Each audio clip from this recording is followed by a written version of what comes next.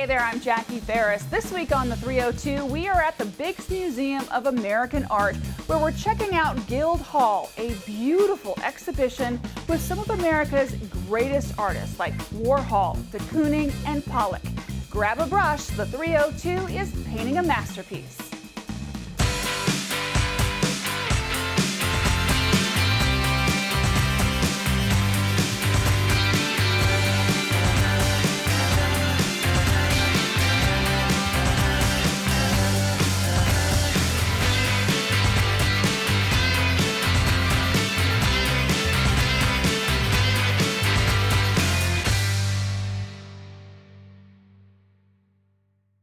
Hey there, we're at the Biggs Museum of American Art, and we're talking about one fantastic exhibition with so many great artists. It's just breathtaking. I'm joined now by Kristen Matulowicz to talk a little bit about Guildhall, an adventure in the arts. Kristen, thank you so much for joining us. Thanks for having me. So let's talk about, first of all, what is Guildhall? A lot of people know about Biggs. We come, we love your exhibitions, but this is something new for us. Yeah, so in this exhibition, here from Guildhall, we have a selection from the permanent collections of the Guildhall Museum. And the Guildhall Museum is in East Hampton, New York. And what it is in this exhibition is 63 artists showing 72 artworks. And it really demonstrates the growth of American artists in modern art. And where Guildhall starts being built is coming out of the railroad expansion, and it becomes an ideal location for tourism, particularly of artists. So in about the mid-1800s and the early start of modernism, we start getting the Hudson River School painters who start showing up. Now, the Hudson River School painters, many people are able to recognize their artwork because it is demonstrating sort of the grandiose nature of North America. These artists start coming through and they start building artist communities out in East Hampton and in Long Island. And once World War I and World War II comes along, that's going to rapidly change how we understand art as a nation and as a people. And at the end of World War II, a new type of artist starts emerging in this area. And we start getting the surrealists. From the surrealists, we start getting the abstract expressionists, which are going to give us our big names like de Kooning's, also Jackson Pollock. And then we're going to move ahead into then pop artists and neo-expressionists are going to start existing in this area, building different artist colonies. And emerging from all of these different artist colonies is going to be the Museum of Guildhall. That's an amazing explanation, and so many talented artists under one roof in one exhibition. But I have got to ask you about someone that I don't really know about, but it's breathtaking, this piece we have right behind us, which kind of like kicks off a lot of people's, journey here. Yeah, so this piece right behind us is going to be by an artist named Alfonso Osorio, and he's actually going to be immigrating into the U.S. right around World War II. And what becomes really interesting about him is he actually builds a close relationship with the abstract expressionist artist Jackson Pollock. Jackson Pollock, of course, is famous for throwing paint and splattering paint and building up layers and layers and layers in non-representative art. So that means art that is not depicting any people or any particular objects.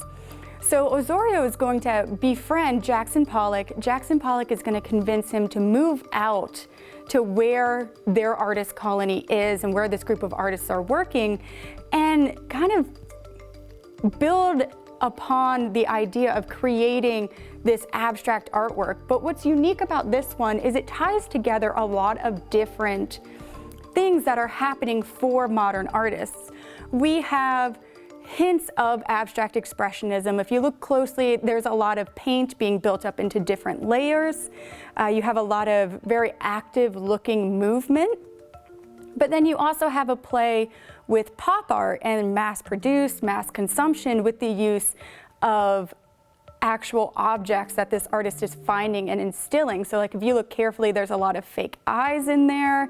There's different shells. There's even like the jaw of a dog that's been put into there. And so he's just playing with this idea of objects and creation and creativity. So you said that he was inspired by Jackson Pollock, who in his own right was an amazing artist who kind of led the way in, what is it called, the drip technique. And can you talk to us a little bit about how he created? It wasn't like he just sat there and went, psh, psh. He really got into it, and there was a whole rhythm to it. Yeah, so Jackson Pollock is really famous for being what is called one of the action painters. And he is really interested in the idea of creating art through movement. So he oftentimes would actually lay his canvas down on the ground and take cans of paint, paintbrushes just piled with paint, and throw it from different angles, throw paint, drip paint across his canvas. If you look at some of his work, they can be inches deep of just raw pigment being piled on top of each other. Oftentimes you will find cigarette butts in his paintings where he just took out a new pack and continued smoking and just dropped it. There's animals sometimes in it, small insects. But he was really interested in the activity and the creation of physical movement as a way of expressing sort of an internal dialogue. He was really interested in this idea of internal experience, emotional experience, and the personal. And so creating an opportunity to get those emotions out on the canvas in a physical way is what we're going to be seeing with his work. Excellent. And he had he delved a little bit into actually making paintings that resembled something, and we're going to talk about that when we return.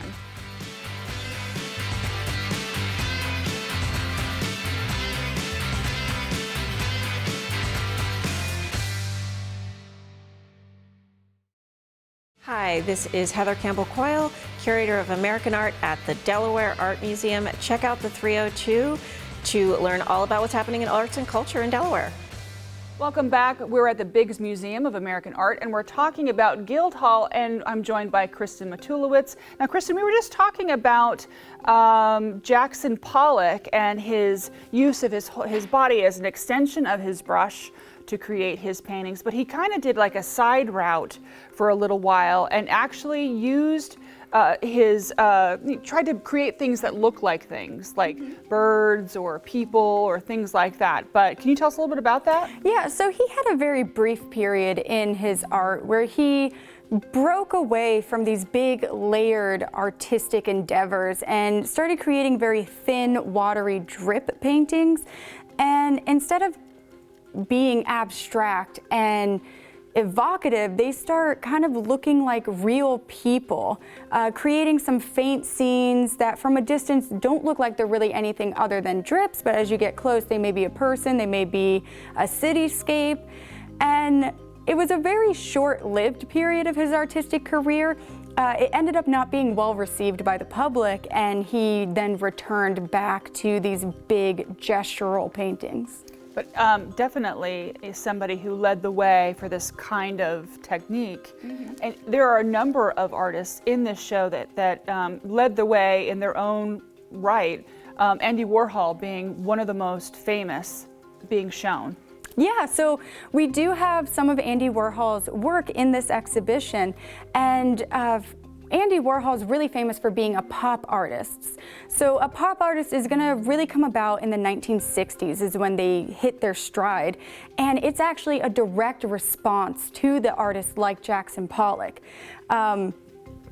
There's a rejection of this abstract art and this very feeling-based, personal, evocative art.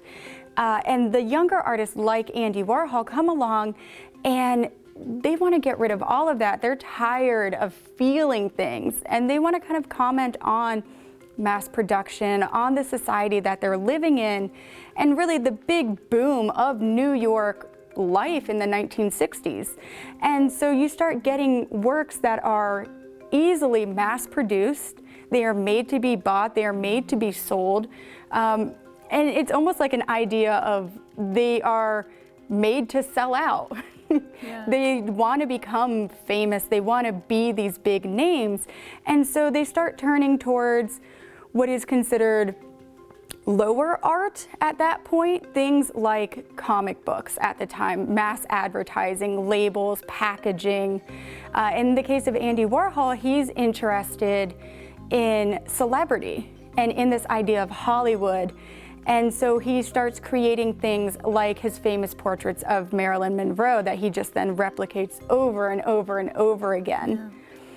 I saw a really interesting piece that he did that a lot of people don't know. He did the astronaut that is the symbol, or was the symbol, for the early days of MTV. And it's on display at the James Museum in St. Petersburg, Florida. And I was like, wow, it's amazing how these things kind of weave their way into the subconscious fabric of society. Oh yeah, and he even went a step farther and essentially created Velvet Underground, the band, and did all of their logos. So he was really interested in just getting out into the world and into that advertising. And we also see this show up with artists like Roy Lichtenstein, who's famous for his comic book sort of commentaries on the world. And it's again a response to the idea that abstract expressionism, while there's a lot of feeling, doesn't actually tell you anything. And by the 1960s, there's a disconnect from the audience to the abstract expressionists.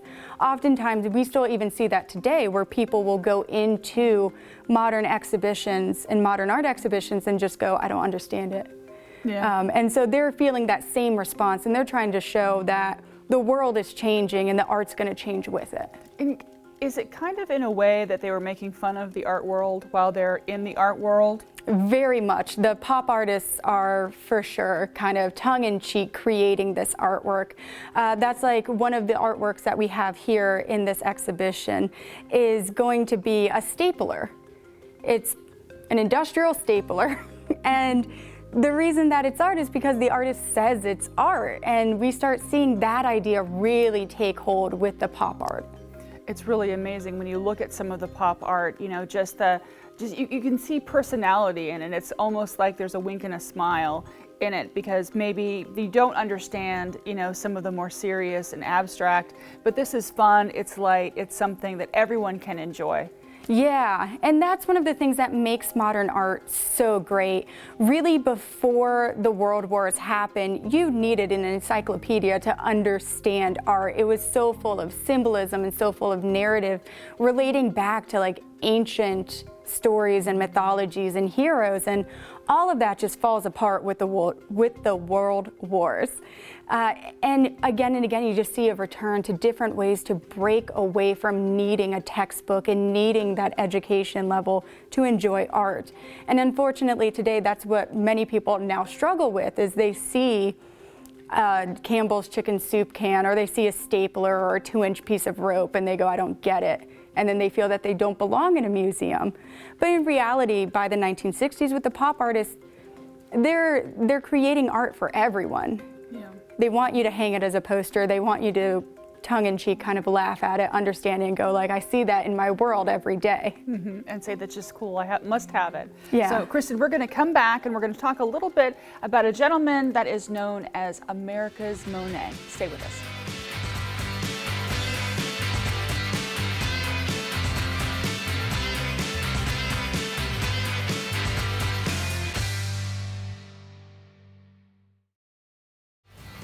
My name is Nick. I am from Delaware, and I get my nature and history groove on with the 302. Welcome back. We're talking about Guildhall and all of the awesome artists that are being featured in this exhibition. Now, Kristen, I know that there are a lot of men that are featured here, but there are also a lot of women. So talk to us about the ladies in the group. Yeah, so many of the artists that we're going to see in this exhibition, the men are going to be considered the 10th Street studio men. Now here at the Biggs Museum, we do actually have an interior painting of one of the artist studios from the Gilded Age that was part of the 10th Street Studios. And the 10th Street Studios is going to be one of the first studio buildings where multiple artists have studios in North America. Before that, they were attached to the home. So 10th Street Studio has a long-standing history of being these important artist studios, and we're gonna have a lot of the men artists in the show existing in those studios. Coming out of that though, right next door on 9th Street is going to be another important studio that's still around today, and that's going to be where a lot of the women are. Many of these artists in Guildhall are actually married to other artists, and one of the ones is going to be Elaine de Kooning, who we do have on display in the show along with her husband Willem de Kooning. And she's going to be working out of 9th Street Studio with many other big name abstract and figurative artists of this same time period coming from the mid-century. Now, I was wandering around before we started shooting, and I did notice this really beautiful, colorful blue and green and pink piece done by Willem de Kooning. It's just right down the hallway. So how does, he and his wife, how do their work compare to each other? Yeah, so they're both going to be abstract expressionist artists as a whole. That's kind of the field they fall into. So similar to Jackson Pollock, where they're creating big movement pieces. It's all about interior feelings. Willem is really going to stay a bit more closely tied to that abstract side. Elaine, however, starts to break away, and we do start getting kind of what we talked about before with Jackson Pollock, where he started making splatters that sort of looked like things. Elaine de Kooning is going to start bringing in some of the figurative elements. She's going to start bringing in figures dancing, but they're going to be made out of big gestural swipes and in amongst a lot of other swirls of color. And so it takes a second to realize what she's painting. And it's going to be a little more separated that way. It probably was a lot of really interesting conversations at the kitchen table. This is what I'm doing. Oh, this is what I'm doing. They shared some similarities, but they definitely were different. I wanted to ask you about a gentleman that is referred to as America's Monet. Who is that, and where is he featured in this exhibit? Yeah, so we do have Childe Hassam, and he's going to be considered America's Monet, and he's going to be a bit earlier than many of the artists we see in this portion of the show. He's going to really have artwork in the late 1800s, early 1900s, and he is embracing the bend from Impressionism into Expressionism. And so he's going and responding to the development of cameras. There was a big thing in the art world once cameras were developed of like, what do artists do? We can capture the real image as it is. And so Impressionism and then building out of that Expressionism responds to the camera's correctness of seeing the world. And so they start experimenting with color and light. And the idea of when you look at objects in light, the light changes, the color changes, it becomes more vibrant or more soft, and they start using right out of the paint tubes, the paint. They stop kind of mixing, using organic objects, and they start going for those chemical bright colors. And so Childe Hassam really takes that to heart, and he starts painting these scenes using these bright organic colors. And what we have in the show is actually in an earlier, smaller gallery portion where we have one of his big paintings of a cottage. As well as that pairs very nicely within our own collection, we have some of Childe Hassam's work from actually the art colony in Appledore. So it makes a fun play with some of our permanent collection pieces of the East Hampton art colony compared to Appledore and having homes versus rocks. It's really easy when you look at the just the texture and the technique, why someone would draw that comparison.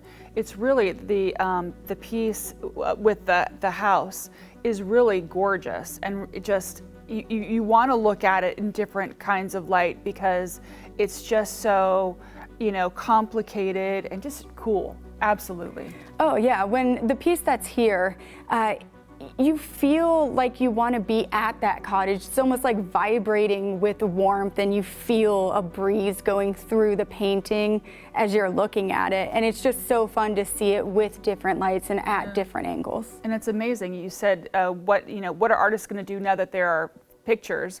I wouldn't want to look at a picture of that house because it wouldn't be as beautiful as that actual piece of work. So, Kristen, thank you so much for joining us. I really appreciate it. So if somebody wants to come and check all of this out, where do we need to go? When can we come and see it? Yeah, so Guildhall, an Adventure in the Arts, is open at the Biggs Museum all the way through June 18th. We are open here Wednesday through Saturday, 10 to 4, and we have our first Saturdays are always free. We have a kids hands-on activity that day as well. We also have a new program where we do walk-on Wednesdays.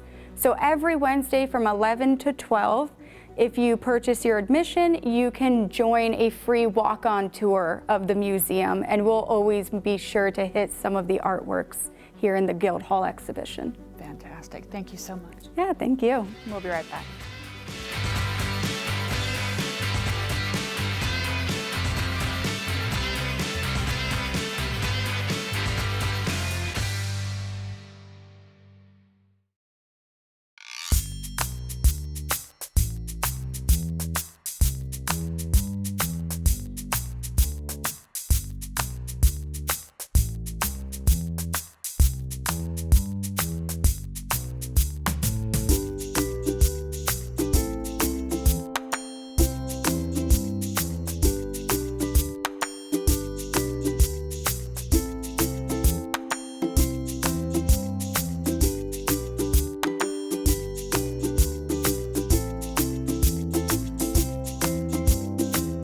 For more information on Guildhall or any of the exhibits here at the Biggs Museum, you can check out biggsmuseum.org.